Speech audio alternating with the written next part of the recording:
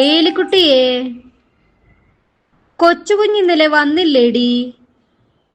രാത്രിയോഗം കഴിഞ്ഞ് വരില്ലെന്നാ പറഞ്ഞത്. രാവിലെ എത്തുമായിരിക്കും. രാത്രിയും പകലും പ്രാർത്ഥനയെന്ന് പറഞ്ഞ് നടന്നാൽ നിന്റെയും മക്കളുടെയും കാര്യങ്ങൾ ആര് നടത്തും? ദാ അവൻ വരുന്നുണ്ട്, ഞാൻ ചോദിക്കാം. അറിയാമച്ചിയേ. എടാ കൊച്ചുകുഞ്ഞെ, നിന്റെ അമ്മയുടെ സ്ഥാനത്ത് നിന്ന് പറയുക. പ്രാർത്ഥന എന്ന് പറഞ്ഞ് നീ ഇങ്ങനെ കുടുംബം നോക്കാതെ നടന്നാൽ ഇതുങ്ങളുടെ ഗതി എന്താകും? അമ്മച്ചി, ആത്മാവിലുള്ള ആഹാരമല്ലേ പ്രാധാന്യം? അത് വേണ്ടതിലും അധികമുണ്ട്.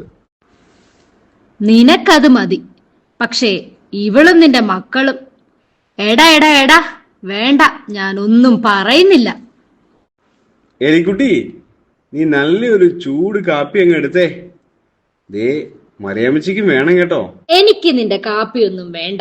പിണങ്ങാതെ എന്റെ മറിയാമ്മച്ചി. എലി, നീ കാപ്പി അങ്ങ് എടുക്ക്. അത് പിന്നെ കാപ്പിപ്പൊടിയും ചക്കരയും ഒന്നുമില്ല. മക്കൾ ഇന്നലെ വൈകിട്ട് മുതൽ ഒന്നും കഴിച്ചിട്ടില്ല.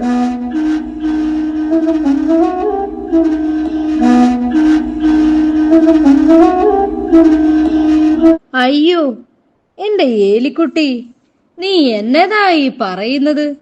കുഞ്ഞുങ്ങളൊന്നും കഴിച്ചില്ലേ? എന്റെ ദൈവമേ! എടാ എടാ എടാ, നീ ഇങ്ങനെ സുഖിച്ച് സുവിശേഷം പറഞ്ഞു നടന്നാൽ ഇവരിവിടെ ഇങ്ങനെ പട്ടിണി കിടന്ന് ചാകും. ഓ, എനിക്കങ്ങ്. എടി മറിയാമേ, നീ ഇവിടെ നിൽക്കുവാണോ? അത് പിന്നെ, ഏലിക്കുട്ടിക്കും മക്കൾക്കും ഇവിടെ കഴിക്കാൻ ഒന്നുമില്ല. ഇവൻ ആത്മാവിലുള്ള ഭക്ഷണവും കഴിച്ച് ഏമ്പക്കവും വിട്ടിട്ട് ഇപ്പൊ ഇങ്ങോട്ട് വന്നതേ ഉള്ളൂ. എടാ കൊച്ചുകുഞ്ഞെ, നീ ഇങ്ങനെ പാട്ട് ഉപദേശിച്ച് ഉപവാസമായി ഒക്കെ നടന്നാൽ ഇവിടുത്തെ അടുപ്പിൽ എങ്ങനെ തീ പുകയും? കർത്താവ് എന്നെ നിർബന്ധിക്കുന്നു. ആത്മാവിൽ എരിവുള്ളവനാകാൻ കർത്താവ് എന്നെ നിർബന്ധിക്കുന്നു. എനിക്ക് ചുറ്റുമുള്ളവരെ കർത്താവിനെ ഏൽപ്പിച്ചിരിക്കുന്നു. പാപത്തിന്റെ ചുഴിയിൽ വീണുപോകുന്ന ഈ തലമുറയോട് സുവിശേഷം അറിയിക്കുവാൻ കർത്താവ് എന്നെ നിയോഗിച്ചിരിക്കുന്നു. അണ്ണാങ്കട്ട, എടാ, ഞാനും പള്ളിയിൽ പോകും. രാവിലെയും വൈകിട്ട് കുടുംബമായി പ്രാർത്ഥിക്കും. പക്ഷേ നീ പറഞ്ഞ എന്നതാ ആ എരിവുണ്ടല്ലോ, അതെ, ഇത് ഇവൾ ഉണ്ടാക്കുന്ന നല്ല മീൻകറി കൂട്ടുമ്പോഴേ എനിക്ക് ആ സാധനം ഉണ്ടാകാറുള്ളൂ.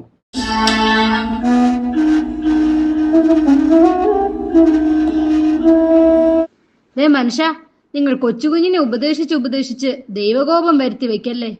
നിങ്ങളങ്ങോട്ട് മാറിക്കേ, ഞാൻ പറയാം. എടാ കൊച്ചുകുഞ്ഞ് ഉപദേശി.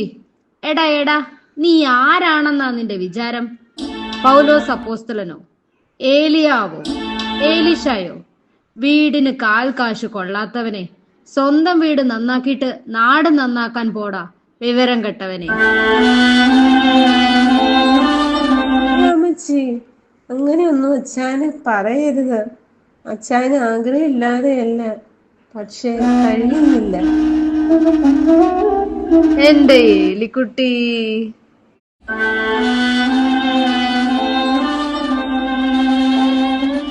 എൻ്റെ ദൈവം എന്നെ നടത്തുന്ന വഴികളിലൂടെ ഞാൻ സഞ്ചരിക്കുന്നു. എനിക്ക് ദിവസങ്ങളോളം കഴിക്കാതിരിക്കുവാൻ കഴിയുന്നുണ്ടല്ലോ. ഒരു തുള്ളി വെള്ളം പോലും കുടിക്കാതെ പ്രാർത്ഥനയിൽ മുഴുകിയിരിക്കുന്ന നിമിഷങ്ങളിൽ ഞാൻ ദൈവ സാന്നിധ്യം തിരിച്ചറിയുന്നു. അപ്പാ, എൻ്റെ ഏലിക്കുട്ടിക്കും മക്കൾക്കും നിന്റെ ആ ദൈവശക്തി പകർന്നു നൽകണേ. ദിവ്യശ്രീ കൊച്ചുകുഞ്ഞ്, ദിവ്യദേശി ഇവിടെ തന്നെ ഇരുന്നാലും ദിവ്യന്റെ മക്കളെയും ഭാര്യയെയും ഈ ചാക്കോച്ചനും ഭാര്യയും ഞങ്ങൾ വീട്ടിൽ കൊണ്ടുപോയി വയറ് നിറച്ച ഭക്ഷണമൊക്കെ കൊടുത്തിട്ട് ഈ പട്ടിണി കൊട്ടാരത്തിലെ ദിവ്യശ്രീ പട്ടിണി രാജാവിന്റെ കൊട്ടാരത്തിലേക്ക് തിരികെ കൊണ്ടുവിടാൻ സമ്മതമാണോ?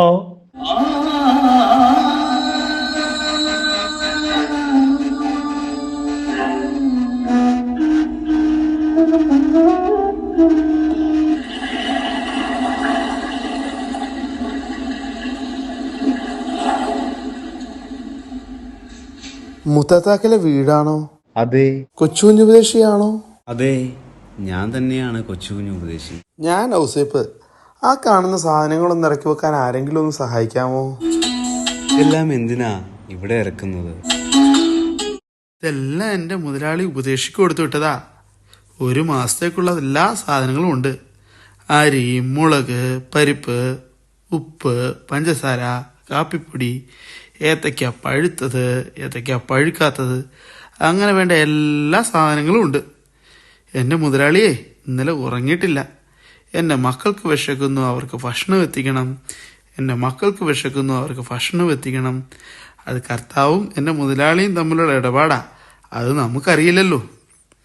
രാവിലെ എന്നെ വിളിച്ച് സ്ഥലവും വീടും വീട്ടുപേരും എല്ലാം മണിമണിയായി പറഞ്ഞു തന്നിട്ട് ഇതെല്ലാം ഇവിടെ എത്തിക്കാൻ പറഞ്ഞു. എല്ലാവരും ഒന്ന് വന്നേ, നമുക്ക് ഇറക്കേണ്ടേ? എനിക്ക് ഉച്ചയ്ക്ക് മുമ്പേ തിരികെ എത്തേണ്ടതാ. കുറച്ച് ദൂരം ഉണ്ടേ.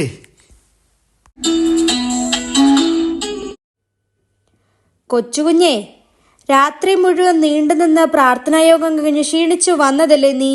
അതൊക്കെ ഞാനും ചാക്കോച്ചായനും കൂടെ ഇറക്കി വെക്കാം.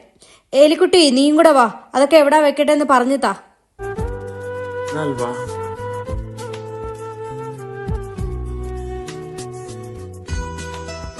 എനിക്കറിയാമായിരുന്നു നിന്നെ കർത്താവ് കൈവിടില്ലെന്ന്.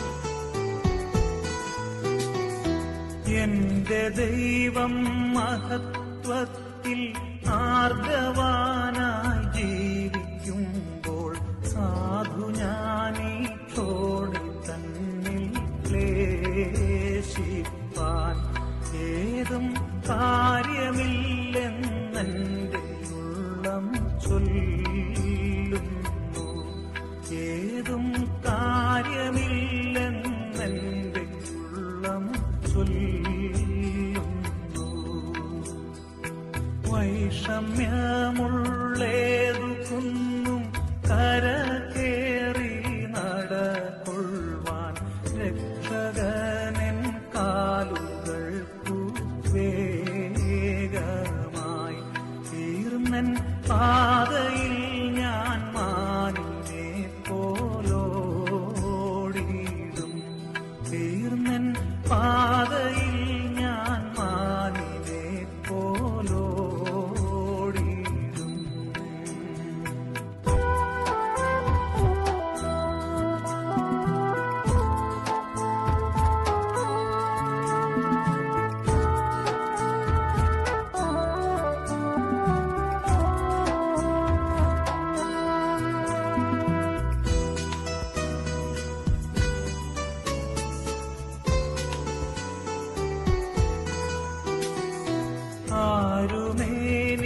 ആരുമേനിക്കില്ലെന്നോ ഞാനേകനായി തീർന്നുവെന്നോ മാനസത്തിലാകി പൂണ്ടു ഖേദിപ്പാൻ സാധു അന്ധനായി തീർന്നില്ലല്ലേ ദൈവമേ. സാധു അന്ധനായി തീർന്നില്ലല്ലേ ദൈവമേ. എന്റെ നിത്യ സ്നേഹിതന്മാർ ദൈവദൂത സംഗമ മറിയാമ്മച്ചി, മറിയാമ്മച്ചി, എന്റെ ദൈവമേ.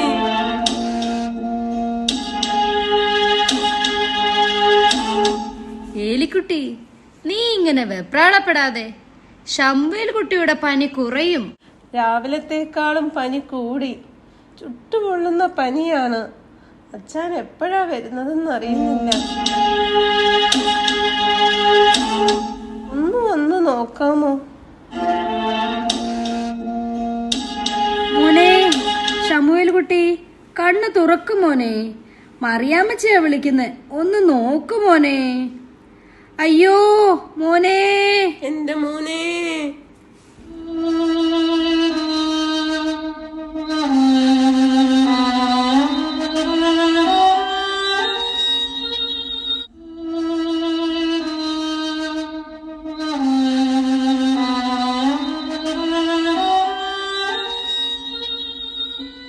കൊച്ചുകുഞ്ഞേ, നമ്മുടെ ശമുവേല് കുട്ടി പോയടാ.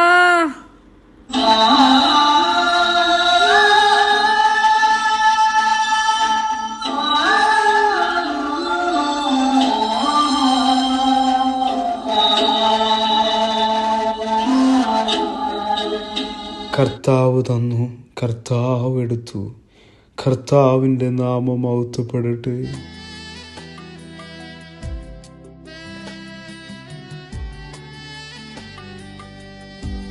ദുഃഖത്തിൻ്റെ പാനപാത്രം കർത്താവിൻ്റെ കയ്യിൽ തന്നാൽ സന്തോഷത്തോടതു വാങ്ങി ഹല്ലേലൂയ പാടിയിടും ഞാൻ.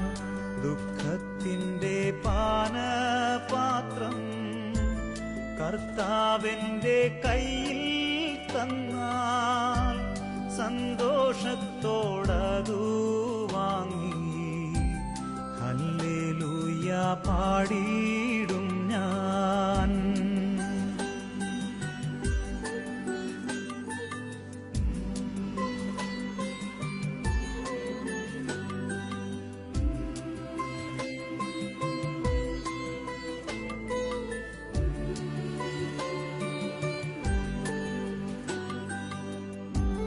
ദോഷമായിട്ടൊന്നുമെന്നോടെന്റെ താതൻ ചെയ്യുകയില്ല. ഒരു നല്ല സുവിശേഷകനാകാൻ ഒരു നല്ല ജീവിതശൈലി ആവശ്യമാണെന്ന് സാധു കൊച്ചുകുഞ്ഞുപദേശി പൂർണ്ണമായും വിശ്വസിച്ചു. എന്നെ സ്നേഹിക്കുന്നു, കഷ്ടനഷ്ടം ഏറി വന്നാൽ ഭാഗ്യവാനായി തീരുന്നു ഞാൻ. കഷ്ടമേറ്റ കർത്താവോടു കൂട്ടാളിയായി തീരുന്നു ഞാൻ.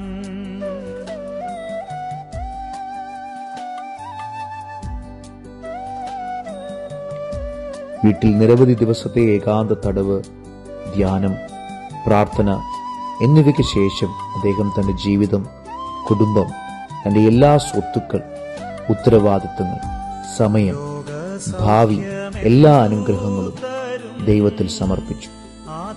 അദ്ദേഹം ഭാഗ്യലോകവുമായി ഉണ്ടായിരുന്ന സമസ്ത ബന്ധങ്ങളും വിച്ഛേദിക്കപ്പെട്ടു.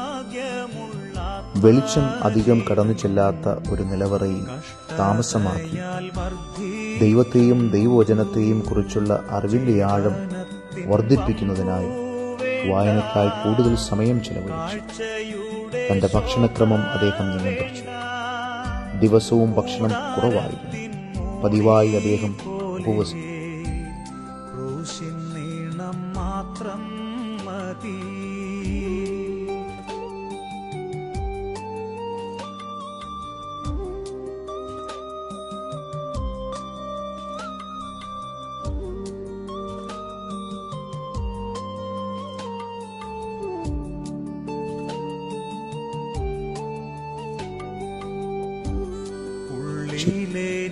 മനഃപൂർവ്വമായി ഈ ദണ്ഡനങ്ങൾ അദ്ദേഹത്തെ പലതവണ രോഗിയാക്കി.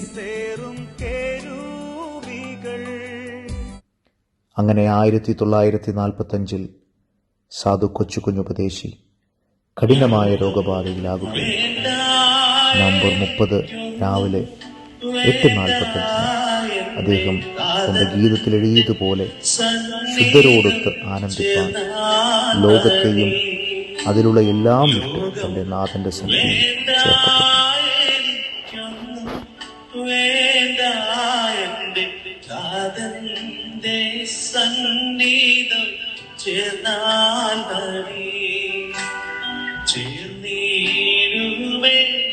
വേഗം ഞാനും ശുദ്ധരോട്